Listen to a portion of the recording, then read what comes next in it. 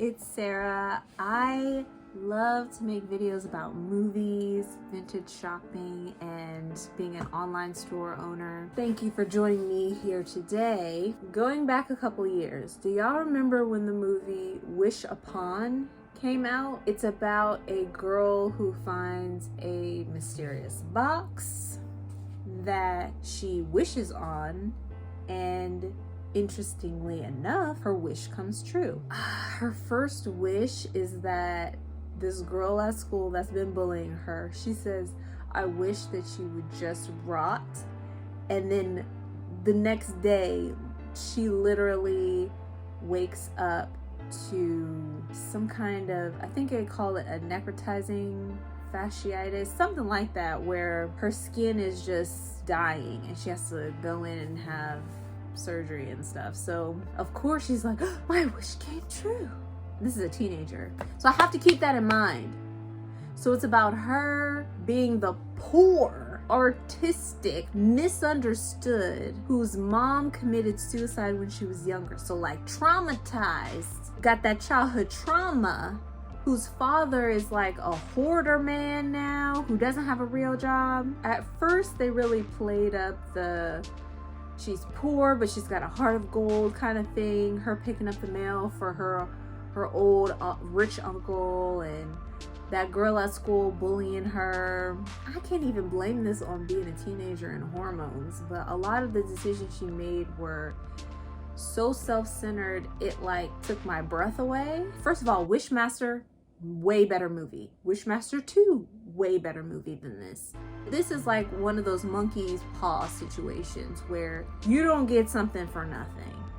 Every wish comes with a consequence. You don't know what that will be. It could be anything. Oh my God, have you guys seen that episode of Adventure Time where the Lich is trying to mess up Ooh by going to see Prismo, and he will grant you one wish, and the Lich's wish was to end all life in Ooh. So his wish was granted. It messed up like the time-space continuum, and there was a whole different reality in Ooh. So Jake also had a wish to make, and Prismo was like, before you make your wish, you have to know that your wish will have a consequence. You know, if you wish to have a back rub, you know, who gives it to you, which I thought was funny, but it made the point that if you wish for a back rub, who gives you the back rub?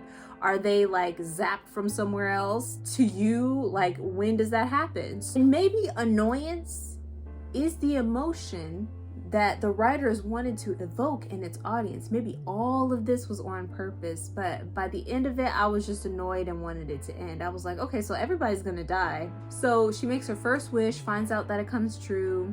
Her dog dies. She decides to continue making wishes. The fact that her dog died the same day that she made the wish, she perceives as a coincidence and totally unrelated. And at first I was like, okay, maybe she doesn't really believe that it's true. But then she keeps making wishes because she's a poor kid. She's like, I wish that we weren't poor. Her uncle has a slip and fall situation and they're no longer poor. Her and her dad immediately move into this man's house, which was odd. We're skipping past the realities of this, and it's like, oh, somebody dies, put you in their will, then you can just immediately move into their house. She wishes to be popular. She like goes down the typical list of things, and then when she decides to do a bit more research into the box, she goes to a guy who she's not friends with. He likes her. So he offers to help her out with it because it's an ancient form of this language. He has a cousin who's a grad student who can help her get it translated. So she makes another wish, and then the grad student dies, which doesn't make any sense. She don't know that girl. She was not close to her. Meanwhile, her uncle, her dog, and her next door neighbor, who she was, I'm gonna say friends with, she was kind of like a mother figure in her life, they die. But this random grad student who she just met dies. That felt like the box. And if the box could make choices and the box had a personality, that would have been way more interesting of a story. But she has two best friends. Like, you could have taken out one of them. You could have taken out that boy she has a crush on. That would have been interesting if he died. That would have put a whole wrench into her plan to be booed up with him. That would have made a much more interesting story if he died early, because she's like fixated on this boy. So if the box was like, well, I'm gonna take that one, that might have caused her to make other choices. Anyway, she thinks she can outwit an ancient spirit or a demon or some negative entity that is granting the wishes, and she thinks she can outsmart it. And that's not her thing. Reading and doing homework and stuff, that's not her thing. She's like into art, and that's all you see her do. You don't see her cracking these books. You don't see the teachers like, here's another A. That is not her thing. Getting bullied is her thing. So I was a bit frustrated by the storyline, the Final Destination, Manners of Death. Do something different. Just make it literally like an accident. Everybody got stairs in their houses in this movie. You could have had the uncle fall down the stairs, the neighbor lady fall down the stairs.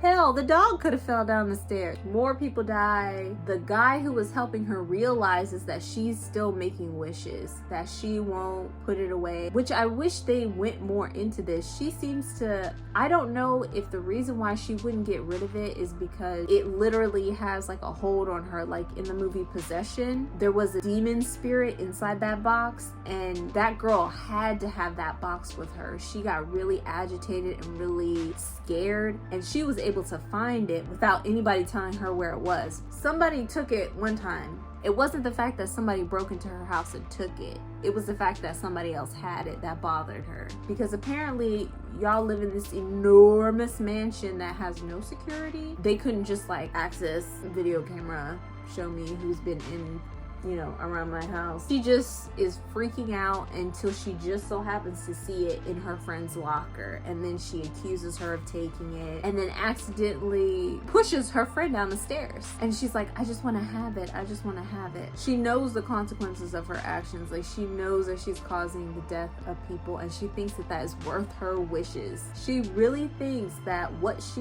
wants is worth the wish, and if it was the box making her do that, I wish that was a lot more obvious. Instead, she just seems like a selfish brat. And I wasn't interested in how her story ended, but eventually it did. She thought she could pull an okie doke with the monkey's paw. She did not, and she got okie doked instead. She gets hit by a car by that girl that was bullying her on the first day. Her friend doesn't die, her neighbor doesn't die, her dog doesn't die, but she's absolutely dead.